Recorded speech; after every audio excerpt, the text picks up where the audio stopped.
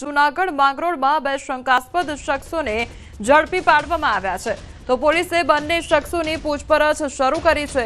બંને યુવાનો કાશ્મીરના ફાગલા ગામના રહેવાસી હોવાનું સામે આવ્યું છે તો મદ્રેસામાંથી દાન મેળવતા હોવાનું સામે આવ્યું છે।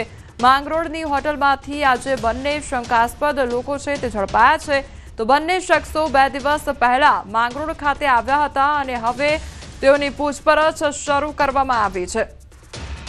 તો માંગરોળનો આ બનાવ સામે આવ્યો છે કે જ્યાં બે શંકાસ્પદ વ્યક્તિ છે તે લોકોને ઝડપી પાડવામાં આવ્યા છે।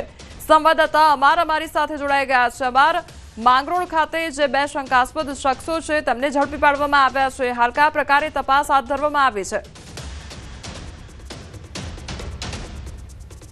સુરક્ષા એજન્સી ને તમામ જિલ્લા પર હાલ સઘન ચેકિંગ કરવામાં આવી રહ્યું છે। શંકાસ્પદ લોકોની પૂછપરછ કરવામાં આવી રહી છે। ત્યારે જૂનાગઢ એસઓજી દ્વારા જે હોટેલ અને ધાબા ચેકિંગ કરવામાં આવતું હતું ત્યારે માંગરોળની એક હોટલમાંથી બે શંકાસ્પદ જે કાશ્મીરના યુવાનો છે તે ઝડપાયા છે। આ બંને શખ્સોની પૂછપરછ છે તે એસઓજી ઓફિસ ખાતે લાવી અને શરૂ કરવામાં આવી છે। ખાસ કરીને કાશ્મીરના જે ફાગલા ગામ, જે સુરનકોટ તાલુકાનું ફાગલા ગામ છે, ત્યાંના બંને છે જુનૈદ અહેમદ મુકરાણી અને નિયાઝ અહેમદ મુકરાણી। આ બંને સગા ભાઈ છે અને આ બંને માંગરોળની અંદર જે મદ્રેસાઓ હોય છે ત્યાં દાન લેવા આવ્યા હોવાની પ્રાથમિક માહિતી છે અને હાલ આ બંને જે શખ્સો છે તેની પૂછપરછ શરૂ કરવામાં આવી છે।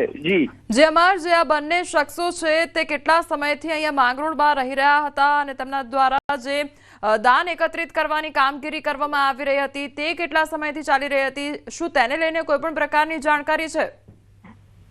2 દિવસ પહેલા તે માંગરોળની અંદર આવ્યા હોવાની માહિતી છે। માંગરોળમાં કઈ રીતે પહોંચ્યા, ક્યાંથી આવ્યા તે અંગે પોલીસ હાલ પૂછપરછ કરી રહી છે।